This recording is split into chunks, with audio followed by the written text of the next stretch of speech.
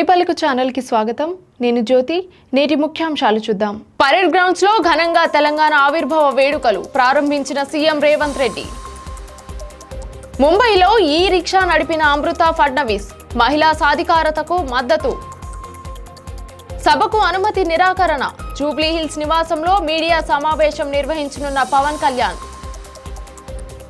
ఉద్యమ స్ఫూర్తిని గుర్తు చేసిన కేసీఆర్ గీతం ప్రస్తావించిన BRS working president KTR. Telangana అభివృద్ధి దేశానికే ఆదర్శం. రాష్ట్ర ఆవిర్భావ దినోత్సవ సందేశంలో గవర్నర్. డేటా సెంటర్లపై అపోహాలు వీడాలి. ప్రజల విశ్వాసమే అభివృద్ధికి మూలధనం. హైకోర్టు ఆదేశాల తరువాత భూమి స్వాధీనం చేసుకున్న యజమానులు. హైడ్రాపై విమర్శలు. పని మనిషి నుంచి కేబినెట్ మంత్రిగా కలితా మాజీ స్ఫూర్తిదాయక ప్రస్థానం.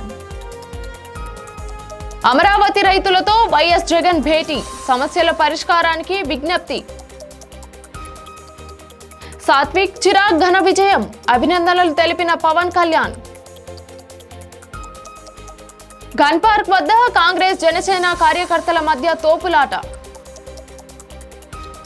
జూన్ 6న భారత్కు సీజేపీ వ్యవస్థాపకుడు అభిజిత్ దిప్కే జంతర్ మంతర్లో నిరసనకు పిలుపు.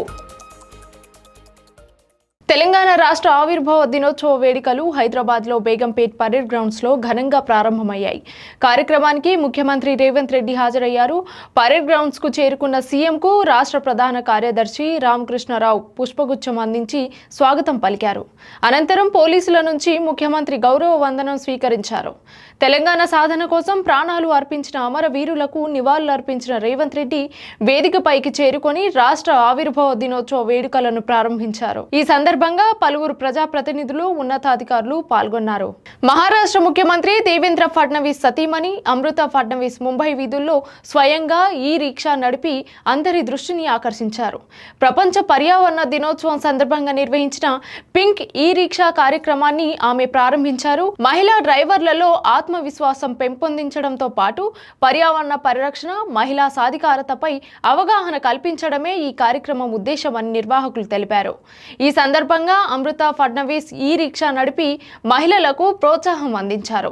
ఈ ప్రాజెక్టు ద్వారా సుమారు 1000 మంది మహిళలకు ఉపాధి అవకాశాలు కల్పించనున్నట్లు వెల్లడించారు. జనసేన పార్టీ ప్రతిపాదించిన సమావేశానికి సైబరాబాద్ పోలీసులు అనుమతి నిరాకరించారు. శాంతి భద్రతలు, ట్రాఫిక్ సమస్యలు, రాష్ట్ర ఆవిర్భావ వేడుకల నేపథ్యంలో ఈ నిర్ణయం తీసుకున్నట్లు పోలీసులు తెలిపారు. ఈ పరిణామాల మధ్య ఆంధ్రప్రదేశ్ ఉప ముఖ్యమంత్రి పవన్ కళ్యాణ్ జూబ్లీ హిల్స్ లోని తన నివాసంలో సాయంత్రం మీడియా సమావేశం నిర్వహించనున్నట్లు ప్రకటించారు. మరోవైపు ఈ అంశంపై జనసేన పార్టీ హైకోర్టును ఆశ్రయించినా అక్కడ నిరాశ ఎదురైంది. దీంతో సభ అనుమతి వ్యవహారం రాజకీయంగా చర్చనీయాంశంగా మారగా పార్టీ కార్యకర్తలు సోషల్ మీడియాలో స్పందిస్తున్నారు. తెలంగాణ ఉద్యమ స్ఫూర్తిని మరోసారి గుర్తు చేస్తూ బీఆర్ఎస్ వర్కింగ్ ప్రెసిడెంట్ కేసీఆర్ రాసిన ఉద్యమ గీతాన్ని కేటీఆర్ ప్రస్తావించారు. సిపాయిల తిరుగుబాటు విఫలమైందని అనుకుంటే దేశానికి స్వతంత్రం వచ్చేదా? రాజీ లేని పోరాటమే విజయం సాధిస్తోంది. తెలంగాణ రాష్ట్రం ముమ్మాటికి వచ్చి తీరుతుంది అంటూ కేసీఆర్ ఉద్యమ కాలంలో రాసిన పాటలోని పంక్తులను గుర్తు చేశారు. తెలంగాణ రాష్ట్ర సాధన కోసం సాగిన పోరాటంలో ఈ గీతం ఉద్యమకారుల్లో స్ఫూర్తి నింపిందన్నారు.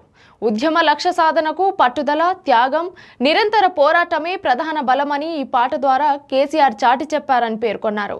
ప్రస్తుతం ఈ వ్యాఖ్యలు రాజకీయ వర్గాల్లో చర్చనీయాంశంగా మారాయి. తెలంగాణ రాష్ట్ర ఆవిర్భావ దినోత్సవం సందర్భంగా రాష్ట్ర గవర్నర్ శివప్రతాప్ శుక్లా ప్రజలకు శుభాకాంక్షలు తెలిపారు.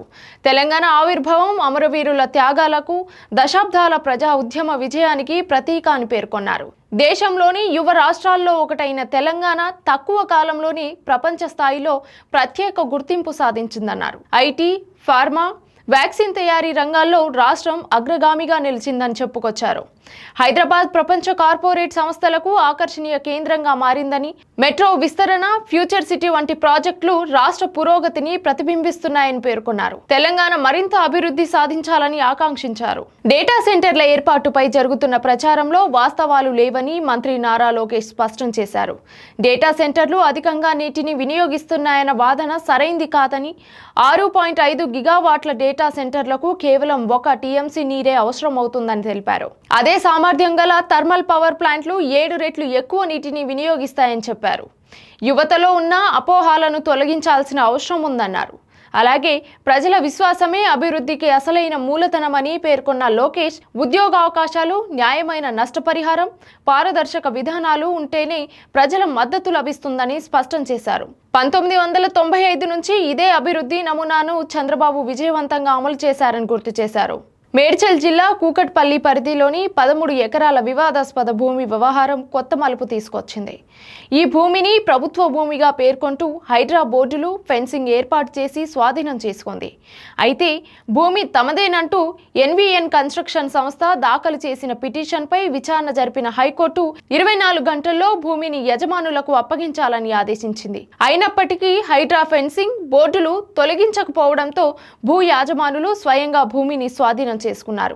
ఈ సందర్భంగా మీడియాను వెంట తీసుకెళ్లగా హైడ్రా సిబ్బంది అక్కడి నుంచి వెళ్లిపోయినట్లు సమాచారం. హైకోర్టు ఆదేశాల అమలుపై ఇప్పుడు వివిధ వర్గాల్లో విమర్శలు వ్యక్తమవుతున్నాయి. పశ్చిమ బెంగాల్ రాజకీయాల్లో కలితా మాజీ ప్రస్థానం అందరికీ స్ఫూర్తిగా నిలుస్తోంది. ఒకప్పుడు ఇళ్లల్లో పనులు చేస్తూ నెలకు 4,000 రూపాయలు సంపాదించిన ఆమె ఇప్పుడు రాష్ట్ర కేబినెట్ మంత్రిగా బాధ్యతలు చేపట్టారు. ఔస్గ్రామ్ నియోజకవర్గం నుంచి బీజేపీ అభ్యర్థిగా తొలిసారి ఎన్నికల బరిలోకి దిగిన కలిత తన సమీప ప్రత్యర్థిపై 12,000 ఓట్ల మెజారిటీతో విజయం సాధించారు. తాజాగా మంత్రి పదవి బాధ్యతలు స్వీకరించిన ఆమె తాగునీటి సమస్యల పరిష్కారం, వెనుకబడిన వర్గాల సంక్షేమం, మహిళల భద్రత కోసం కృషి చేస్తానని ప్రకటించారు. ఆమె విజయాన్ని నెటిజన్లు ప్రశంసిస్తూ పట్టుదల ఉంటే ఏ లక్ష్యాన్నైనా సాధించవచ్చని వ్యాఖ్యానిస్తున్నారు.